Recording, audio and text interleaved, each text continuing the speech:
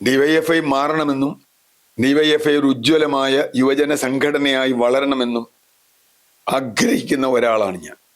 അതിന് കാരണം കേരളത്തിലെ യുവജനങ്ങളുടെ ഇടയിലുള്ള ഒരു ഇടതുപക്ഷ രാഷ്ട്രീയത്തിന്റെ സംരക്ഷണമാണ്. അതിൽ പ്രധാന പങ്ക് വഹിക്കുന്ന സംഘടനയായിരുന്നു ഡിവൈഎഫ്ഐ. ഞാനും അതിൽ പ്രവർത്തിച്ചിട്ടുള്ളതാണ്, അന്ന് KSYF അടക്കമുള്ള.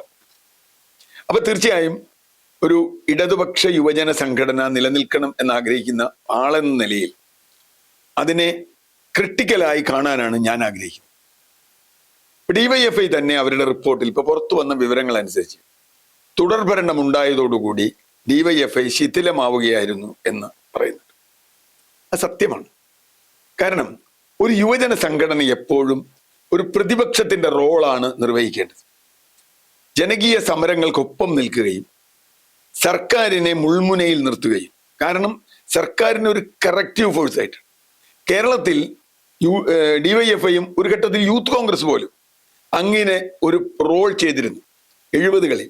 അങ്ങനെയാണ് AK ആന്റണിയും വയലാർ രവിയും സുധീരനും ഒക്കെ ഉമ്മൻചാണ്ടിയൊക്കെ കേരള രാഷ്ട്രീയത്തിൽ വളർന്നു വരുന്നത്.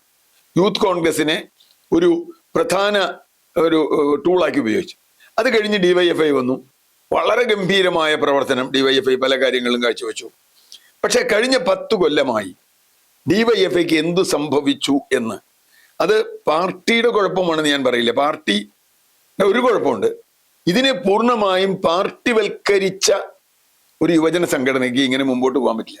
ഇപ്പൊ CJP മോഡൽ വേണമെന്ന് പറഞ്ഞു. CJP മോഡലിന്റെ പ്രത്യേകത എന്താ? CJPക്ക് അവരെ നിയന്ത്രിക്കാൻ ആരുമില്ല. അവർ ജൈവമാണ്.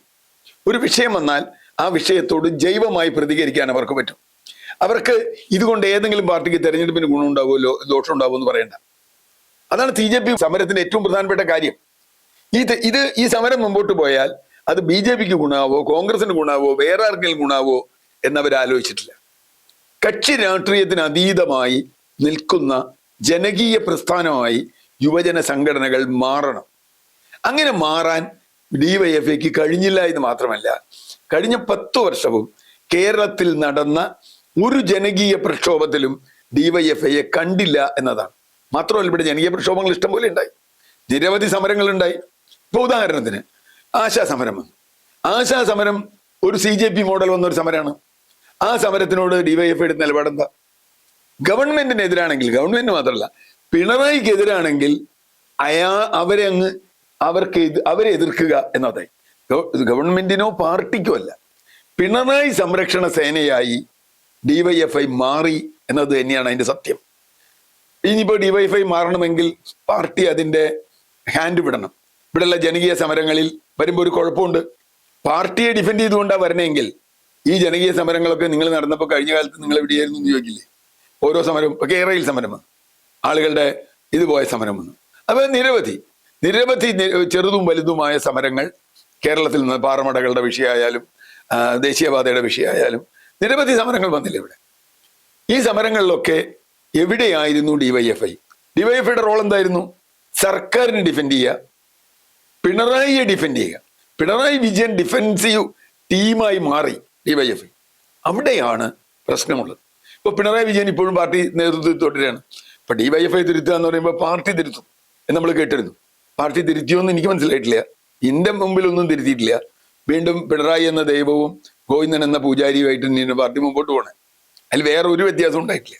മാത്രമല്ല, പിണറായി ഡിഫൻസ് ടീമായി തന്നെയാണ് പാർട്ടി ഇപ്പോഴും നിൽക്കണം. അങ്ങനെയല്ല, ഒരു വ്യക്തിയിലേക്ക് ഒരു പാർട്ടി കേന്ദ്രീകരിച്ചാൽ അതിന്റെ അജണ്ട മാറിപ്പോ. ഒരു ഇടതുപക്ഷ അജണ്ടയിലേക്ക് ഡിവൈഎഫ്ഐ വരുമോ? ഇപ്പൊ പ്രതിപക്ഷത്തിരുന്നുകൊണ്ട് ചെയ്യാം, പക്ഷെ അപ്പൊ 100 ചോദ്യം വരും. ചോദ്യം ഇതാണ്: കഴിഞ്ഞ 10 കൊല്ലം കിടന്ന് ഉറങ്ങായിരുന്നു എന്നാണ്. ഇപ്പൊ നാളെ ആശാ വർക്കർമാർ ഇനി ശമ്പളത്തിന് വേണ്ടി കൂടുതൽ സമരത്തിന് വന്നാൽ ഇപ്പൊ 3000 രൂപ കൂട്ടിയിട്ടുള്ളൂ. ഈ സർക്കാർ പറഞ്ഞു 7000 രൂപ കൊടുക്കാന്ന് പറഞ്ഞിട്ട്, ഞാൻ ബാക്കി കൊടുക്കണം എന്ന് പറഞ്ഞ് ആശാ വർക്കർമാർ സമരത്തിന് വന്നാൽ ഡിവൈഎഫ്ഐയുടെ നിലപാട് എന്തായിരിക്കും? അവിടെ പോയിരിക്കും, പക്ഷേ ആശാ വർക്കർമാർ ബഹുമാനിക്കും. ഇപ്പൊ നമ്മളൊരു ഉദാഹരണം കണ്ടു. എന്താ, LPS ടീം അതുപോലെ ഹൈസ്കൂൾ ടീച്ചേഴ്സിന്റെയും PSC റാങ്ക് ലിസ്റ്റിന് അവർ നിയമിക്കുന്നില്ല. ആ സമരത്തിൽ AR റഹീം ചെന്നപ്പോണ്ടായ അവസ്ഥ നമുക്കറിയാലോ. കാരണം ഇതെന്നാ റാങ്ക് ലിസ്റ്റ് വന്നേ? എത്ര കാലമായി റാങ്ക് ലിസ്റ്റ് ഇവർ സമരം ചെയ്യണു? ഈ ഭരണങ്ങൾ മാറിക്കഴിഞ്ഞപ്പോൾ ആ സമരപന്തലിലേക്ക് പോകാന്നുള്ളത് കോമാളിത്തരല്ലേ? അവിടെ ഇരിക്കുന്ന സാമാന്യ ബുദ്ധിയുള്ളവർ വിചാരിക്കില്ലേ കഴിഞ്ഞ 1 വർഷമായിട്ട് ഞങ്ങൾ ഇവിടെ സമരം ചെയ്യാം, അപ്പൊ ഒന്നും നിങ്ങളെ കണ്ടില്ല, ഭരണം പോയപ്പോൾ നിങ്ങൾ സമരപന്തലിൽ വന്നു. അതല്ല ജനകീയ സമരത്തിന്റെ രീതി. അപ്പൊ ഞാൻ പറയുന്നത്, കക്ഷി രാഷ്ട്രീയത്തിന് അതീതമായി ജനങ്ങൾക്കൊപ്പം നിൽക്കാൻ കഴിയുമോ? കഴിഞ്ഞ 10 വർഷം ഡിവൈഎഫ്ഐക്ക് സംഭവിച്ച മറ്റൊരു പ്രശ്നമുണ്ട്. അത് ഏതാണ്ട് ഒരു ചാരിറ്റി സംഘടനയായി. ഇപ്പോ ഡിവൈഎഫ്ഐയുടെ പ്രസിഡന്റ് ആവാൻ പോകുന്നു എന്ന് നമ്മൾ കേൾക്കുന്ന ചിന്താ ജെറോം ഏത് ചർച്ചയിലും പറയുന്ന ഒരു കാര്യം പൊതിച്ചോറൊരു വിപ്ലവ പ്രവർത്തനം അല്ല സുഹൃത്തെ. പൊതിച്ചോറ് കൊടുക്കേണ്ടെന്ന് ഞാൻ പറഞ്ഞില്ലേ, പക്ഷെ അതൊരു വിപ്ലവ പ്രവർത്തനമായിട്ടൊക്കെ കൊണ്ടിടുന്നാൽ ഞങ്ങളുടെ പ്രധാന പരിപാടി പൊതിച്ചോറ് കൊടുക്കലാണ് എന്ന് പറഞ്ഞാൽ അതെങ്ങനെയാവുക? ഈ രാജ്യം ഒരു മുതലാളിത്ത സമൂഹമാണെന്നും ഇതിന്റെ ഭരണകൂടം അത് ഏത് പാർട്ടിയാണെങ്കിലും അവർ ജനങ്ങൾക്കെതിരായി വരുമെന്നും അപ്പോൾ ഞങ്ങൾ ജനങ്ങൾക്കൊപ്പം നിൽക്കുമെന്നും പറയണ്ടേ? ഇവിടുത്തെ തൊഴിലില്ലായ്മ എന്ന വിഷയം കഴിഞ്ഞ 10 വർഷം ഇവിടെ തൊഴിലില്ലായ്മ ഉണ്ടായിരുന്നില്ലേ? ഇന്ത്യയിൽ ഏറ്റവും കൂടുതൽ അഭ്യസ്തവിദ്യരുടെ തൊഴിലില്ലായ്മയുള്ള സ്റ്റേറ്റാ കേരളം. ഉണ്ടായോ? ഡിവൈഎഫ്ഐ എവിടെയായിരുന്നു? അതുപോലെ യുവാക്കളുടെ മയക്കുമരുന്നുമായി ബന്ധപ്പെട്ട വിഷയത്തിൽ ജാഥ നടത്തൽ ആരാ നടത്താൻ പറ്റാതെ? കഴിഞ്ഞ 10 വർഷത്തെ ഗവൺമെന്റ് ഒന്നും ചെയ്തില്ല എന്നുള്ളതിന്റെ തെളിവല്ലേ ഇപ്പോൾ ഓപ്പറേഷൻ തുഫാൻ വരുന്നത്. ഡിവൈഎഫ്ഐക്കാരെയും യൂത്ത് കോൺഗ്രസ്സുകാരെയും ഒക്കെ പിടിക്കട്ടെന്നു. ഡിവൈഎഫ്ഐക്കാരെ പിടിച്ചു വെച്ച് ഡിവൈഎഫ്ഐ വിഷമിക്കേണ്ട കാര്യമൊന്നുമില്ല. അവൻ പോഞ്ഞ കൊള്ളി പുറത്ത്, അങ്ങനെ തന്നെ കാണണ്ടേ?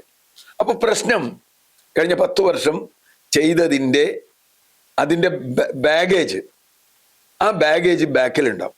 ഇപ്പൊ ചിന്തയാണെന്ന് നോക്കിയാൽ ഇപ്പൊ ഞാൻ കേൾക്കുന്നത് ചിന്ത CPM സംസ്ഥാന കമ്മിറ്റി അംഗമാണ്. CPM നിലപാടിൽ നിന്ന് ഒരു ഇഞ്ച് മാറി പറയാൻ ചിന്തയ്ക്ക് പറ്റില്ല. പാർട്ടി പറയുന്നത് അതുപോലെ കേൾക്കുന്ന ഒരു സംഘടനയായി വളർന്നാൽ യൂത്ത് കോൺഗ്രസിന് ഒരു വളർച്ച ഉണ്ടാകും. ഇപ്പൊ CJP പോലെയുള്ള ജനകീയ പ്രക്ഷോഭങ്ങൾ വന്നത് ഞാൻ തുടക്കത്തിൽ പറഞ്ഞ അതുകൊണ്ടാണ്. CJP പോലെ നിങ്ങളാവണമെങ്കിൽ AKG സെന്ററിൽ നിന്നാവരുത് നിങ്ങളുടെ കൺട്രോൾ. പക്ഷെ ഇപ്പൊ കേൾക്കുന്ന എന്താ? MV ഗോവിന്ദന്റെ കാൻഡിഡേറ്റ് ആണ് ചിന്താ ജെറോം. വേറെ പലരും ഉണ്ടായിരുന്നു ഒക്കെ പറയണം. റിയാസ് വേറെ ആളുടെ പേര് പറഞ്ഞു എന്നൊക്കെ കേൾക്കണ്ടേ? എനിക്ക് അതിനെ പറ്റിയൊന്നും അറിയില്ല. പക്ഷേ ഇനി ചിന്താ ജെറോം എന്ന വ്യക്തിയിലേക്ക് നമുക്ക് വരാം. ചിന്താ ജെറോം ഏത് വിപ്ലവ പ്രസ്ഥാനത്തിൽ, ഏത് സമരത്തിലാണ് ചിന്താ ജെറോമിനെ നമ്മൾ കണ്ടിട്ടുള്ളത്? അവരുടെ ഇതുവരെയുള്ള പ്രസ്താവനകളുടെ പൊളിറ്റിക്സ് എന്താണ്? അവര് ഈ പറഞ്ഞതുപോലെ ആണുങ്ങളില്ല നേരത്തെ എന്നൊക്കെ പറഞ്ഞ് വളരെ മോശപ്പെട്ട മുദ്രാവാക്യം വിളിച്ച ഒരാളല്ലേ. അവരുടെ വ്യക്തിപരമായ കാര്യം ഞാൻ പറയുന്നില്ല. അവരുടെ വാഴക്കൊല ഡിസീസൊക്കെ അത് സ്പെല്ലിംഗ് മിസ്റ്റേക്കാണ് അത്രേ. ചെങ്ങമ്പുഴയുടെ വാഴക്കൊല വൈലോപ്പള്ളിയുടെ ആവുന്നത് ടൈപ്പിംഗ് മിസ്റ്റേക്കാന്ന് പറഞ്ഞാൽ നമ്മൾ കേൾക്കണ്ടേ? എന്നിട്ട് ഡോക്ടറേറ്റ് കിട്ടുക. അപ്പൊ ഞാൻ പറഞ്ഞത്, ക്രെഡിബിലിറ്റി ഉള്ള ആളുകൾ അതിലുണ്ടോ ഡിവൈഎഫ്ഐയിൽ ഇപ്പോഴും? പിണറായി വിജയൻ പറഞ്ഞാലും അങ്ങനെയല്ല സഖാവേ, ഇത് യുവജനങ്ങളുടെ പ്രശ്നമാണ് എന്ന് പറയാൻ തൻ്റെ ഇടമുള്ള ഒരാൾ, അത് സ്ത്രീ ആവട്ടെ പുരുഷനാവട്ടെ. പെൺകുട്ടികൾ വരുന്ന എനിക്കിഷ്ടമുള്ളൊരു കാര്യമാണ്. കാരണം അവരാണ് ചോദ്യം ചോദിക്കാൻ പോകുന്നത്. ആ ചോദ്യം അവർ ചോദിക്കട്ടെ. നമ്മൾ ഡൽഹിയിൽ സമരത്തെക്കുറിച്ച് വലിയ കാര്യം പറയുമല്ലോ. കേരളത്തിൽ എന്താ ചെയ്തേ? കേരളത്തിൽ അങ്ങനെ ഒന്നും ഉണ്ടായോ? ഇനി ഡിവൈഎഫ്ഐ ചെയ്യണമെങ്കിൽ ആ ബാഗേജ് കളയണം. ചിന്ത അതിന് പറ്റുമോ എന്നുള്ളത് എനിക്കറിയില്ല. ഇതുവരെയുള്ള അനുഭവത്തിൽ അവർ അങ്ങനെ വലിയ വെറും വിടുവായത്തരല്ലാതെ ഏതെങ്കിലും പുരോഗമനാത്മകമായ കാര്യം അവർ പറഞ്ഞതായി ഞാൻ കേട്ടിട്ടില്ല. ഇനി പറയായിരിക്കാം, മാറിയായിരിക്കാം.